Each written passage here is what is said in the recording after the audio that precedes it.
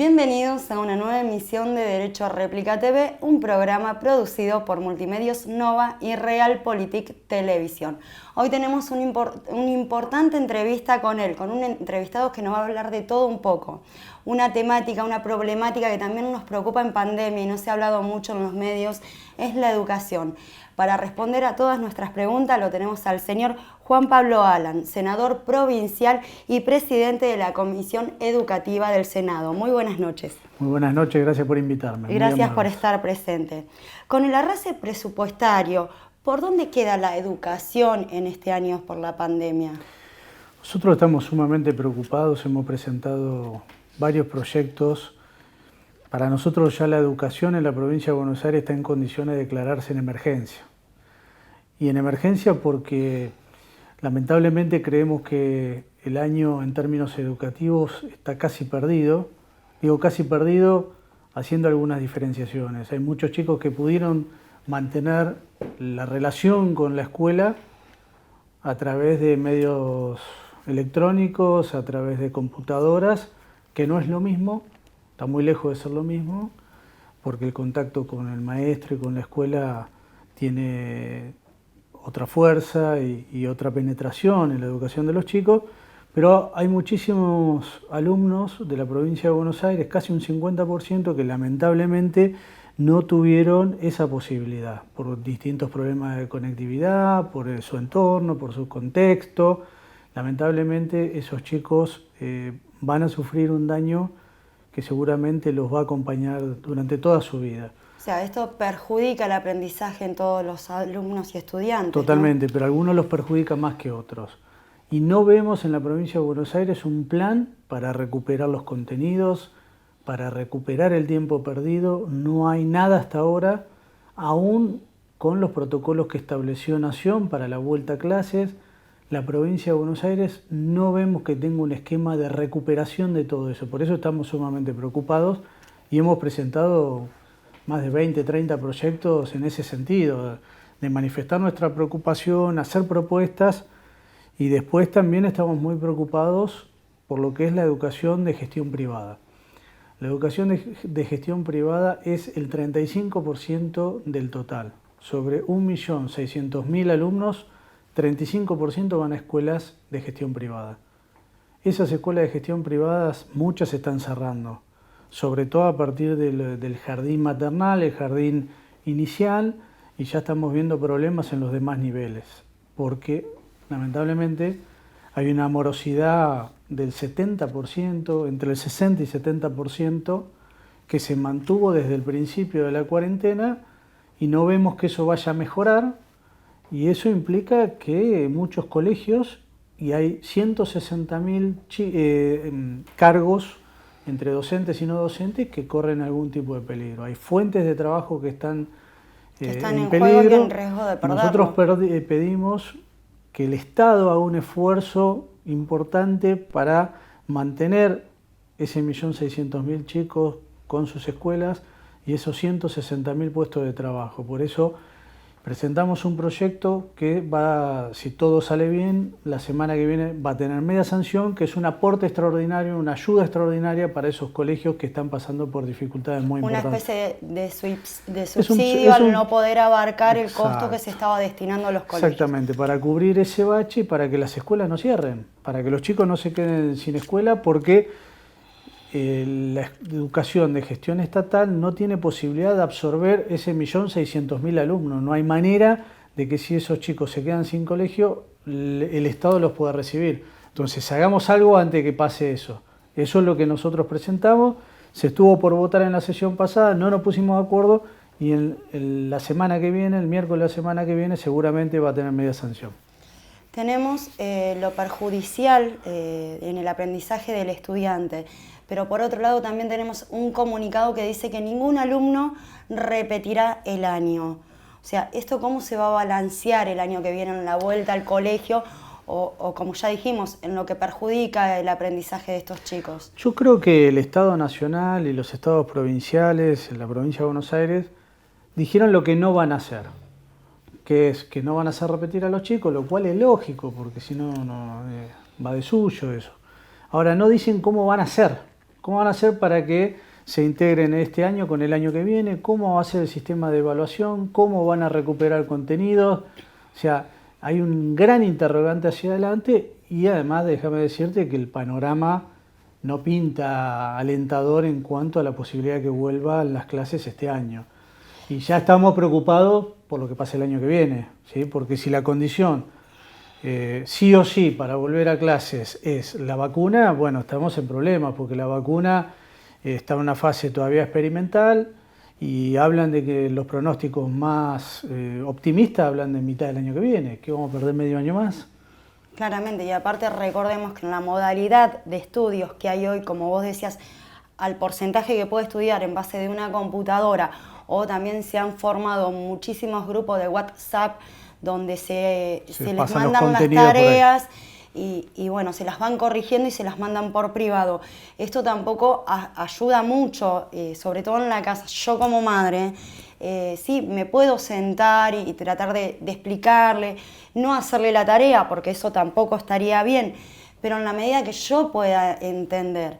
Lo que se ve más hoy es que se le está dando también más tareas, no solamente a los alumnos de escuela primaria y secundaria, sino a los alumnos de los parciales de las facultades y todo, muchísimas más tareas que cuando recurren al establecimiento. A todo esto, nosotros en casa, los que trabajamos o los que estuvimos en cuarentena con otros temas y otras cosas, tampoco podemos apoyar esa educación que solamente se le da a la escolaridad, ¿no? Sí, hay una sobrecarga de tareas, ese es un común denominador que estamos observando y los padres están cumpliendo un rol en la emergencia que de alguna manera ayuda y reemplaza al docente en algún punto. Pero está claro que esa no es la educación ideal, es una situación de emergencia mínima necesaria, pero vos estás hablando de los que se pudieron conectar sí, el porcentaje a través, que pudo a través tener la de conexión un para celular con datos, la posibilidad de que le manden las tareas por ahí, pero hay muchos chicos que ni eso, son muchísimos en la provincia de Buenos Aires. Cuando Rodríguez Larreta habla de que tienen detectados 6.100 chicos, hay 6.100 chicos que no pudieron conectarse de ninguna manera, no pudieron hacer tareas, entonces hizo una propuesta que lamentablemente el gobierno nacional, por razones inentendibles, se lo rechazó, pero justamente lo que está buscando y lo que está haciendo es foco en esos chicos que no pudieron tener ningún tipo de contacto con la educación este año, y los quiere rescatar con protocolos muy severos, muy estrictos, que tengan cierta presencialidad. Y en la provincia de Buenos Aires no tenemos ningún plan en ese sentido. Y además lo que está ocurriendo... Pese a que se han presentado varios proyectos para totalmente, que hay haya un plan de emergencia educativa, ¿no? Y lo más triste de esto es la deserción que está ocurriendo en el secundario. Vos tenés que normalmente del secundario hay una deserción habitual del 50%. O sea, la mitad de los chicos no se reciben, ¿sí? Tenés 50% que no llegan al último día. Y tenemos un índice, el último de los últimos años que se dio el año pasado y el anterior, del 60% de los chicos que dejan la escuela secundaria, ¿no? Que dejan de hacer el secundario básico. Por eso te digo, este año va a ser más grave todavía, porque no tienen incentivo a volver, no vuelven los chicos, y no está ese trabajo de ir a buscarlos casa por casa, contenerlos, seguirlos, recuperarlos. Bueno, eso no está en la provincia de Buenos Aires, es una situación muy preocupante. No hay una contención de apoyo escolar tampoco. Para nada. Tema delicado, otro tema delicado, saliendo un poquito de la educación. Se exigió transparencia en el número de casos de fallecimientos por COVID. ¿Esto fue en la provincia en general o solamente en la ciudad de La Plata? Nosotros presentamos un pedido de informe con 5 puntos muy claros. La Plata en agosto venía con un promedio de 3,69 fallecidos por día. De repente, en un solo día aparecieron 50 fallecidos. Cuando nos ponemos a investigar, son fallecimientos que datan de hace 35 días. Entonces le decimos a la provincia de Buenos Aires, le pedimos explicaciones, que nos cuente qué es lo que pasó, porque lo que nos preocupa es que la foto que nos muestran a diario, porque la foto la arma y la transmite provincia, no es el municipio. El municipio se vale de esa estadística oficial. Para dar el porcentaje final para dar el porcentaje y para tomar decisiones, eso es lo importante. Entonces, si la provincia no está generando estadísticas confiables, ¿cómo puede un municipio, el de La Plata o cualquiera, tomar decisiones? ¿Cómo hace si no sabes si lo que te muestran es realmente así? Entonces, que nos expliquen cómo puede ser que en un día aparezcan 50 fallecidos. ¿Qué pasó? ¿Esto es habitual, es normal? ¿Y por qué, ahondando, solamente le pasó a La Plata? ¿Por qué? Investigamos todos los municipios, a ninguno le había pasado. Siempre puede haber una diferencia +2, -2, pero 50 fallecidos en un solo día, a ningún municipio le pasó. Entonces queremos saber de qué se trata, cuáles son los problemas y con una atención muy importante en saber si lo que nos están transmitiendo en materia de estadísticas oficiales sobre la pandemia son realmente cifras confiables. Y ¿vos crees que esto puede llegar a tener algo que ver con que el municipio de La Plata lo sostuvo Cambiemos, Juntos por el Cambio, y en provincia no, que por eso que es como un estilo boicot, que no se da el número final y real en tiempo y fecha? Yo quisiera creer y creo que no es un tipo de discriminación porque sería muy grave. Voy a hacer de cuenta que eso no existe ninguna posibilidad que ocurra. Ahora, de mínima hay una inoperancia importante. De mínima. Claro, esto te lo consulto basada que justo es el único municipio donde pasa esto de los 50 casos no reportados en tiempo. Cuando tengamos las respuestas voy a formar un criterio y voy a salir a decir lo que pienso. Quiero creer, insisto, que no se trata de un caso de discriminación, sería muy grave en medio de una pandemia, una desgracia humanitaria de esta envergadura, hagan política de ese tipo. Sí creo que la provincia de Buenos Aires no gestionó bien la pandemia. Y aparte es atroz que se tenga esto en cuenta cuando estamos hablando de fallecimientos, cuando estamos hablando de una pandemia a nivel mundial que nos toca padecer a todos y sobre todo en el país, que se esté jugando con el índice de números real de fallecimientos, ¿no es cierto?, en la ciudad. Pero vos pensás que los municipios están atados a lo que resuelva provincia, pero toma decisiones, algunas decisiones tienen la posibilidad y la autonomía de hacerlo, pero lo hace sobre la base de lo que le dice provincia. Entonces, ¿cómo queda la municipalidad parada frente a esas estadísticas? Mal. Claro, a ojos del ciudadano queda mal y siempre la responsabilidad va a la cabeza mayor del municipio, que es el intendente. ¿Sí? Pero bueno, para explicarle mejor a la gente, estamos nosotros, tenemos entrevistados como vos que le puedan sobre todo decir por dónde vienen las situaciones, ¿no? En este caso que no se trata de la cabeza municipal, sino que viene un índice desde provincia para evaluar el número al final del día. El intendente no realiza las estadísticas, las lleva adelante la provincia. Lo que a mí me da la sensación, la impresión, y estoy casi convencido de que hay problemas muy serios de gestión por parte de la provincia de Buenos Aires, no solo en la estadística, sino en la gestión de la pandemia en general. Por supuesto que todos colaboramos, todos nos pusimos codo a codo en esta situación, pero también tenemos que decir como legisladores que vemos muchas falencias y vemos cómo acá nomás en la ciudad de Buenos Aires, que empezó con niveles muy altos de contagio y de fallecimiento, ha logrado tener, si bien con una meseta alta, con estadísticas confiables, ha ido mejorando y reabriendo actividades económicas y permitiéndole la posibilidad a la gente de recuperar su nivel de actividad y su trabajo, ¿no?, que es fundamental, y la recuperación de ciertas libertades. Bueno, nosotros, comparado con la Ciudad de Buenos Aires, estamos 3 pasos atrás, y eso es producto de una mala gestión. Evidentemente hay una mala gestión en la pandemia por parte de la provincia de Buenos Aires, incluido las estadísticas. Otro tema queremos, siempre lo digo y lo voy a repetir porque es verdad, el programa a veces cuando son entrevistas tan nutrientes para la sabiduría y para el conocimiento y las respuestas, cuando son preguntas muy importantes, nos termina quedando corto. Entonces tratamos de hacer la mayor cantidad de preguntas en distintos aspectos que justamente vos nos podés contestar y podés expresar, y queremos hablar de todo un poquito, ¿no? Durante la cuarentena ha aumentado muchísimo el porcentaje de maltrato, de abusos, violencia familiar, pero sobre todo de género. ¿Se tomarán medidas para tratar en ayudar en estos casos específicos? Sí, ahí sí déjame decirte que la Municipalidad de La Plata tiene un trabajo muy focalizado en ese tema, que hay un 40% más de casos de de violencia de género durante sobre todo los primeros meses de la pandemia. Hoy eso ha bajado un poco, pero al principio, donde el encierro fue muy duro, lamentablemente hubo una explosión de casos, y con Carolina Píparo, que está a cargo de la Secretaría, hay un trabajo muy minucioso y de acompañamiento hacia las víctimas. Por supuesto, una situación difícil porque estaban con un nivel de encierro que hacía muy difícil la denuncia, que puedan salir del hogar, no era fácil, pero hubo una gran tarea de la Secretaría de Carolina Píparo y del Intendente Guerra. Entonces está planteando también Totalmente. un mayor apoyo para después de la Totalmente. pandemia, Sí, de sí, todas, sí, por supuesto, esto todos tiene estos casos. va O sea, a tener continuidad, no hay ninguna duda.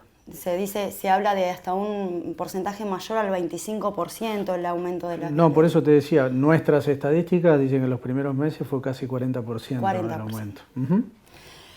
En tu opinión, ¿qué actitud debería tomar el gobierno para avanzar en un crecimiento productivo social? Tu opinión como senador. Yo creo que el gobierno nacional no toma dimensión de la profundidad de la crisis que viene, no la que estamos, la que viene. La que estamos ya la conocemos, pero la que viene me da la sensación de que no está entendiendo por dónde va a ir. Y creo que está haciendo todo lo que no hay que hacer. O sea, esto vamos a salir con el Estado presente, pero con el privado invirtiendo, con el privado poniendo negocios, fábricas, emprendimientos, y lo que estamos haciendo es dando todas señales en contra del que quiere arriesgar y el que quiere generar empleo. Estamos haciendo en ese sentido todo mal. Lo de Vicentín, el DNU de las telecomunicaciones, esto mismo que pasó ayer en la Cámara de Diputados, la reforma de la justicia son 10.000 millones de pesos, que se los sacás al privado, porque vas a tener que aumentar los impuestos. Está claro que lo que viene es un gran aumento de impuestos. Gran aumento de impuestos, menos posibilidad del privado de poner el kiosquito, el negocio y generar empleo. Bueno, estamos haciendo todo al revés. Ya en el transcurso de un mes, poco a poco fue aumentando el combustible, fue aumentando el impuesto sobre los autos, fueron aumentando los impuestos sobre la casa, la demanda de trabajo es mucho menor, la gente desempleada, el empleado estatal que no va a trabajar por el tema de la cuarentena está ganando menos el equivalente porque no tiene las horas extra, porque los sueldos también se redujeron en un porcentaje. Entonces, no solamente tenemos un menor sueldo, y tenemos una capacidad mayor de impuestos en los autos, en las propiedades, en los comercios y en los combustibles, sino que también hay muchas menos fuentes de trabajo.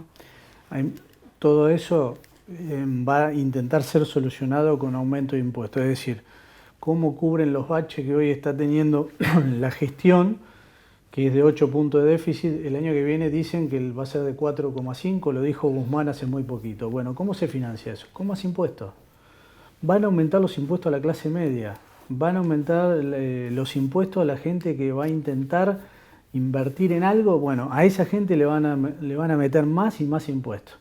Yo creo que no es la salida, no tengo ninguna duda de que sí. ¿Cómo nos va a solventar esta gente los impuestos con un sueldo mínimo? La gente el trabajador diario, el comerciante que no puede trabajar, que se le cayeron todas las ventas, o que algunos todavía mantienen cerrado, otros tuvieron que bajar las persianas, otros están pudiendo levantar de a poco en ventas online. Exacto. Y ese tipo de cosas para poder sobrevivir y subsistir. Yo veo al gobierno desconectado de esas situaciones que vos detallás, lo veo desconectado.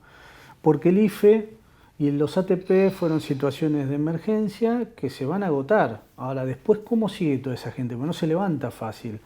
Y mucho menos si lo matás a impuestos, o sea, si aumentás impuestos. No es el momento de aumentar impuestos, al revés. Todos los países están saliendo con baja de impuestos y nosotros vamos a subir los impuestos. Todo al revés. Por eso yo creo que es muy preocupante, y te agrego dos situaciones que me parecen que no estamos viendo. Vos bien hablabas de los salarios, y la mitad de los gremios tuvieron que pactar salarios a la baja, ¿sí? Hubo en muchos casos suspensiones, 25% de reducción de salario. Los empleados estatales, bueno, La Plata tiene mucho de empleo estatal, no tuvieron aumento en todo el año. Eso se va a tener que actualizar. Y vos hoy, en agosto, seguramente vas a ver una inflación creciendo ya de manera sostenida durante la última parte del año. Me parece que el gobierno no está prestando atención y se traba y se enrosca con reformas judiciales que no le interesan a nadie, que solamente le interesan a un núcleo así de chiquitito del gobierno y que generan sí, ciertas 10.000 personas que están arriba, que tienen que cubrirse de cosas que han hecho en un pasado. Me parece que hay una agenda, que es la agenda de la vicepresidenta, y la agenda de la vicepresidenta, pero el costo lo vamos a pagar todos, son 10.000 millones de pesos, casi 1.700 cargos nuevos. Bueno, eso lo vamos a pagar todo con aumento de impuestos. Se lo está queriendo hacer ver unas marchas importantísimas en los últimos días, en todo el país, en las partes fundamentales y céntricas de las ciudades y en el obelisco, donde la gente le está queriendo decir, o sea, esta es la problemática más grave, pese a la pandemia, porque se reclamaba muchísimo el tema del trabajo, el tema de la seguridad en la calle, el tema de los insumos, el tema educativo, muchísimas problemáticas que no escuché reclamos de pandemia, no escuché reclamos de cuarentena, sí de decir basta, pero no como que está de acuerdo el país con que esto prosiga de esta manera. Yo creo que es una agenda, insisto, de alguien en particular, muy chiquitita, está desconectado y tiene costos. Vos bien lo decís, la sociedad está saliendo a manifestar su descontento y además lo ves en la imagen del presidente, como en los últimos 2 meses no para de caer. Sin embargo, siguen adelante con la agenda de la vicepresidenta, muy enfocados en esa agenda que está a años luz de lo que necesita la gente.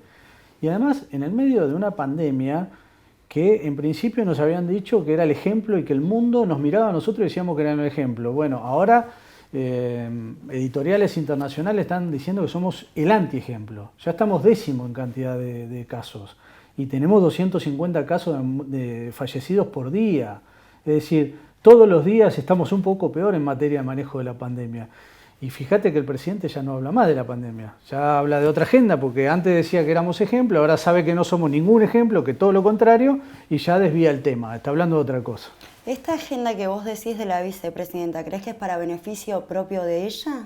Yo creo que es mitad beneficio personal, está intentando asegurarse la solución de sus problemas judiciales, y por otro lado creo que la moviliza la venganza, sin lugar a dudas.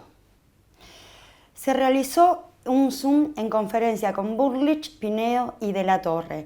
Amplíanos un poquito el contenido y la productividad de esta charla. Política y justicia en cuarentena, sí, era la temática, ¿no?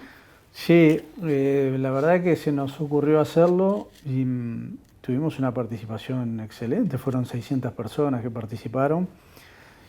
Y Esteban, bueno, yo con Esteban estoy hace muchísimos años en el espacio, y quería que nos le cuente a la gente lo que está pasando en el Senado, ¿no? Donde ella manda, la vicepresidenta manda, y todos los jueves se cruza con Esteban Bullrich. Bueno, queríamos que nos cuente cómo es el ir por todo. En el Senado están yendo por todo, no les importa absolutamente nada, no respetan acuerdos, no respetan el reglamento del Senado, no les importa nada. Pinedo nos contó cuáles son las 4 propuestas que están próximos a presentar para la agenda post-pandemia, para presentarla al gobierno, a ver si acepta construir un diálogo y un consenso, que hasta acá pareciera que no, pero nosotros lo vamos a seguir intentando hasta el último día. Y también nos contó sobre los efectos muy negativos de la intervención o del DNU que declara servicio público a las telecomunicaciones, incluido esto. Y después Joaquín de la Torre, su experiencia como intendente de San Miguel durante muchos años, y por supuesto sigue muy vinculado al actual intendente que lo reemplazó, y nos contó cómo un municipio tuvo que abordar la pandemia y cómo está gestionando el aumento muy importante de inseguridad, y nos contó cómo muchos de los que soltaron en marzo y la primera quincena de abril son los que están robando hoy en San Miguel. Los tienen identificados con nombre y apellido.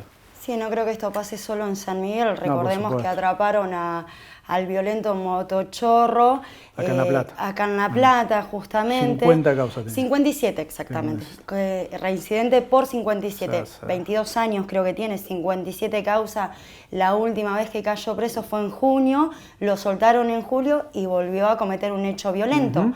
O sea, a veces uno habla de inseguridad y culpa muchas veces al estándar de la policía o la Secretaría de Seguridad o bueno, trayectorias políticas ¿no es cierto?, de convivencia, y no pasa tampoco por ellos, porque si lo agarraron, tiene 57 causas, estuvo preso al mes por salubridad en las cárceles, lo sueltan y vuelve a cometer otro hecho violento, lo vuelven a agarrar, ya son 58 causas, ¿ahora qué va a pasar?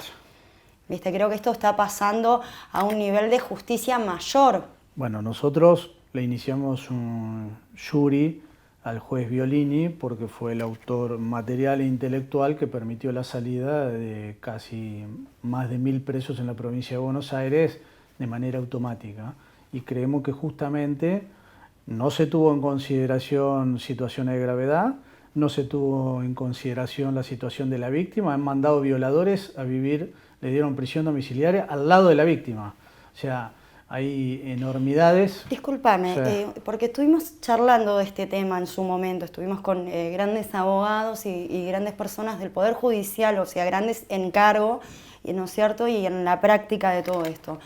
Se mezcló mucho el tema porque cuando se preguntaba, se decía que estaba todo detrás del juez Violini y que era una corte más arriba lo que dictaminaban.